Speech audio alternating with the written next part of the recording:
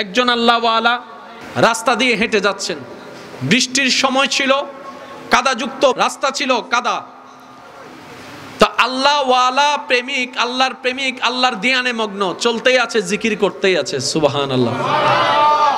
তো পথ চলতে চলতে ও পাশ থেকে আসা দুইজন মানুষকে ওনার নজরে পড়ে নাই, ধাক্কা লেগেছে অসতর্কতা বশত।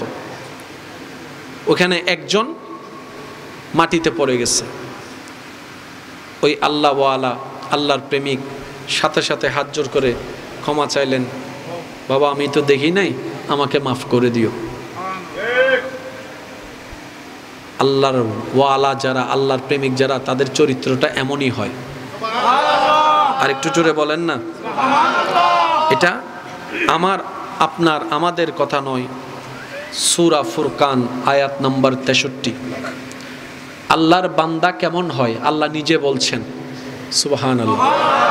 সূরা ফুরকান আয়াত নম্বর 63, ওয়া ইবাদুর রহমান আল্লাযীনা ইয়ামশুনা আলাল আরদি হাওনান। রব বলে সবাই আমার বান্দার দাবিদার, কিন্তু মনে রেখো সবাই আমার বান্দা নয়। ইয়া রব, কারা তোমার বান্দা, তাদের গুণ কি? রব বলে তাদের অনেকগুলা গুণ আছে, তার মধ্যে একটা গুণ হচ্ছে তারা পৃথিবীতে হাজার নিয়ামত, হাজার রহমত পাওয়ার পরও অহংকার করে চলে না, নম্রতার সাথে চলে, ভদ্রতার সাথে চলে, বিনয়ী হয়ে চলে, ছোট হয়ে চলে, নিজেকে গোপন করে চলে। বলেন না সুবহানাল্লাহ। সূরা ফুরকানের 63 নম্বর আয়াতে আল্লাহ পাক রব্বুল আলামিন ওই আল্লাহর বান্দাদের পরিচয় দিতে গিয়ে লাস্ট একটা কথা বলেন, তাদের যখন কোনো একটা মূর্খের সাথে ঝগড়া হয়, তর্ক হয়, আপনি আমি যেটা তর্ক করি জিতার জন্য, ওনারা সেটা করে না। ওনারা কি বলে? ক্বালু সালামান, ভাই তোমার উপর সালাম, আমি আর কথা বলবো না। মূর্খের সাথে তারা তর্ক করে না। এবার সেই আল্লাহওয়ালা ব্যক্তি সাথে সাথে ক্ষমা চেয়ে নিলেন, ভাই আমাকে মাফ করে দাও। এবার দুইজন থেকে একজন চিৎকার করে উঠল, কারণ যার গায়ে আঘাত লেগেছে সেটা তার বন্ধু ছিল, তার প্রিয় মানুষ ছিল। তুমি আমার প্রিয় মানুষের গায়ে এইভাবে আঘাত দিলা, তার শরীর কাপড় নষ্ট করে দিলা কাদাযুক্ত মাটি দিয়ে, যা তা ওনাকে অপমান করছে। উনি চুপ করে সহ্য করে মাফ করে দিয়েছেন, সুবহানাল্লাহ। এবার কিছু দূর পথ যেতে না যেতে আরেকজন আল্লাহর বান্দা ওনার এই অবস্থা দেখে বৃদ্ধ বয়সের প্রতি সম্মান করে ওনাকে মেহমানদারি করতে লাগলেন, দুধ খাওয়াতে লাগলেন, শরবত খাওয়াতে লাগলেন। এবার সে আল্লাহওয়ালা ব্যক্তি হাত তুলে বলে, মওলা কিছুক্ষণ আগে মায়েরও খাওয়াইলা, এখন আবার দুধও খাওয়াচ্ছ। যদি আমি বুঝাতে পারতাম কথাটা, মওলা কিছুক্ষণ আগে তুমি মায়েরও খাওয়াইলা, অপমানও করাইলা, এখন তুমি আবার দুধও খাওয়াচ্ছ, শরবতও খাওয়াচ্ছ, মেহমানদারিও করাচ্ছ। আল্লাহ আল্লাহ আল্লাহ।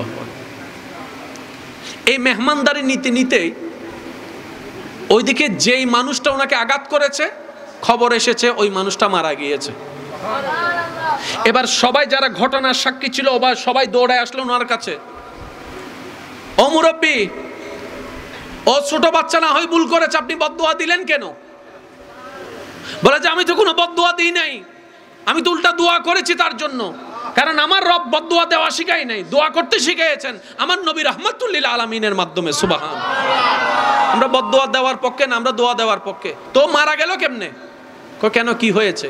বলে যে আপনার ওই ঘটনা শেষ হওয়ার পরে সে তার বন্ধুকে নিয়ে ছাদে উঠলো, ছাদের মধ্যে উঠার সময় পিছলাকে পড়ে ঘাটটা ভেঙে গিয়েছে, স্পট ডেথ হয়েছে। ঘটনা যেহেতু আপনার সাথে ঘটেছে, বদদুয়াটা নিশ্চয় আপনার থেকেই লেগেছে, সেজন্য আসলাম আপনার কাছে।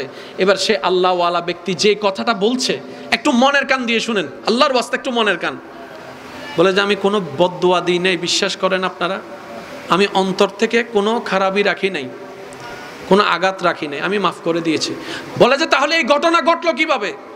বলে যে তার প্রিয়, তার বন্ধুর গায়ে আঘাত লাগার কারণে যদি তার গায়ে লাগে,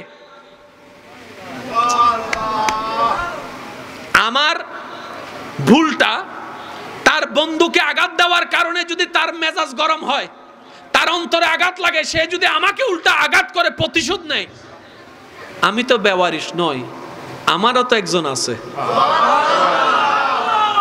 আমি তো বেওয়ারিশ নই, আমারও তো একজন আছে। আমি না মাফ করেছি, আমার মাহবুব তো মাফ করে নাই, আমার আল্লাহ তো মাফ করে নাই, আমি মাফ করেছি। তার বন্ধুর প্রতিশোধ সে যেমন নিয়েছে, আমাকে আঘাত করার প্রতিশোধ আমার বন্ধু নিয়েছে।